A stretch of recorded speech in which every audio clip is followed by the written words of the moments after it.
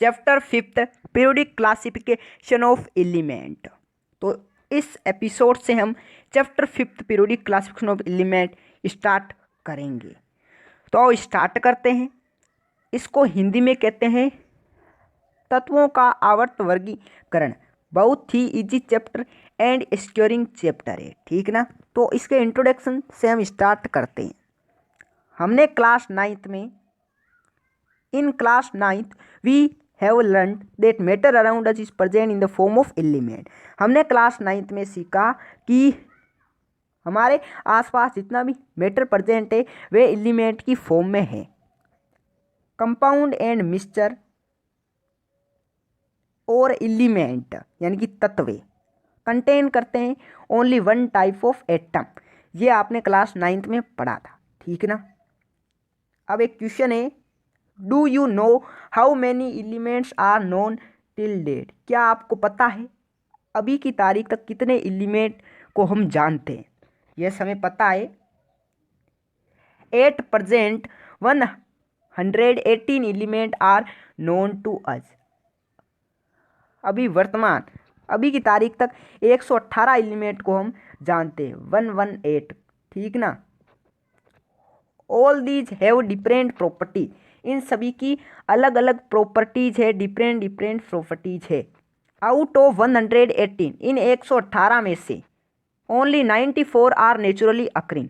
118 में से 94 naturally occurring है, यानी कि नेचर से प्राप्त होते हैं। As different elements were being discovered, जैसे ही अलग अलग तत्व खोजे गए, scientist gathered more and more information about the properties of these elements.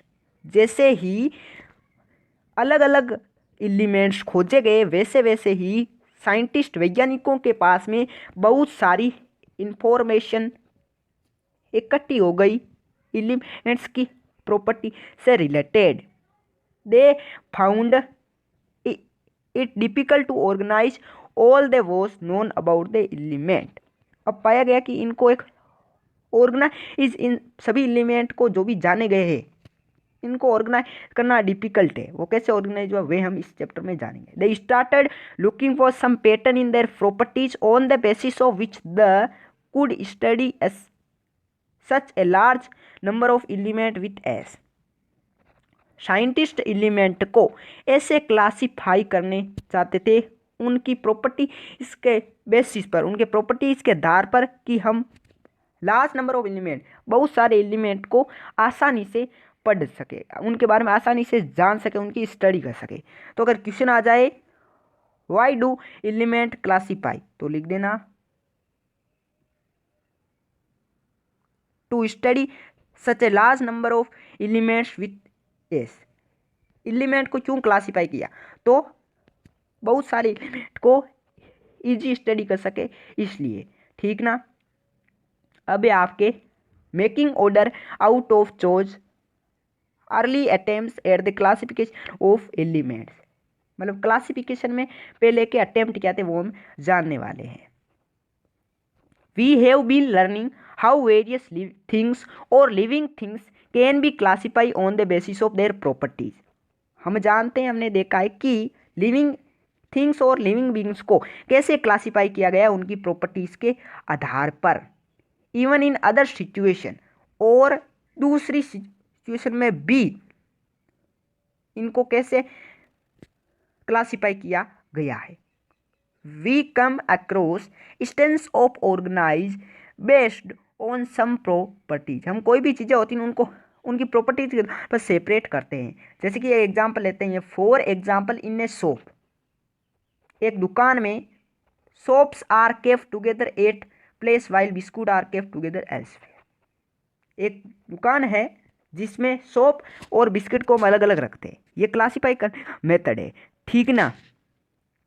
Even among, और सोप्स में भी साबुन भी bathing soaps are stacked separately from washing soap. जो नहाने की साबुन है और कपड़े धोने की साबुन है उनको अलग रखा जाता है सोप्स में भी, कि भाई यहाँ पर नहाने की साबुन है और ये कपड़े धोने की साबुन है, इनको अलग अलग रखा जाता है, ठीक ना। तो इनमें भी क्लासीफाई करने का मेथड होता है, ठीक ना। Similarly scientist made several attempts to classify elements according to their properties and obtain an orderly element out of those। इसी तरह जो वैज्ञानिक थे ने उन्होंने भी बहुत सारे अटेम्प्ट किए एलिमेंट को क्लासीफाई करने के लिए उनकी प्रॉपर्टीज के आधार पर, ठीक ना। The earliest attempt to classify the element result in grouping they known elements are metal and non metal. फिर एलिमेंट्स को क्लासीफाई किया मेटल एंड नॉन मेटल में, ठीक ना। Later classification were tried out as our knowledge of element and their properties increase. पहले तो element को वैज्ञानिकों ने क्या simply metal and non metal के आधार पर क्या कर दिया, डिस्कवर कर दिया। फिर जैसे ही नॉलेज बनती गई वैसे ही और ये एलिमेंट को क्लासीफाई करते गए, ठीक ना। तो अब हम ये तो था इंट्रोडक्शन चैप्टर का। अब हम चैप्टर में आगे क्या पढ़ने वाले वे आपको बता देता हूँ। इसके बाद में इंट्रोडक्शन पढ़ लिया है और हमने पढ़ लिया making order out of source early attempts at the classification element, यानी कि पहले के क्लासिफिकेशन के अटेम्प्ट है ना उनके बारे में जान लिया। अब हम पढ़ेंगे डोबिनियर ट्रेड्स के बारे में, ठीक ना। मतलब साइंटिस्ट ने क्या क्या प्रयास की। जो पहला साइंटिस्ट का होना प्रयास होता है डोबिनियर ट्रेड्स, फिर न्यूलैंड्स लॉ ऑफ ऑक्टेव्स, फिर मेंडलीव्स पीरियोडिक लॉ होगा, फिर मेंडलीव्स पीरियोडिक टेबल, वे एक ही बात है, ठीक ना। और फिर the modern periodic table most important, और इसी से बोर्ड एग्जाम में क्वेश्चन ज़्यादातर छपते। पहले के टॉपिक को भी पढ़ना है क्योंकि वो आपकी नॉलेज को इंक्रीज करते हैं और क्वेश्चन में इनसे भी आते हैं, पर मॉडर्न पीरियोडिक टेबल से ज़्यादा आते हैं। और ये चैप्टर सिर्फ कॉन्सेप्ट वाला है। अगर आपको थोड़ी कम बात है इन केमिस्ट्री तो भी आप इस चैप्टर को आसानी से पढ़ सकते हो, ठीक ना। तो आपको समझ में आ गया इतना, तो फिर देर किस बात की, जा पढ़ ले।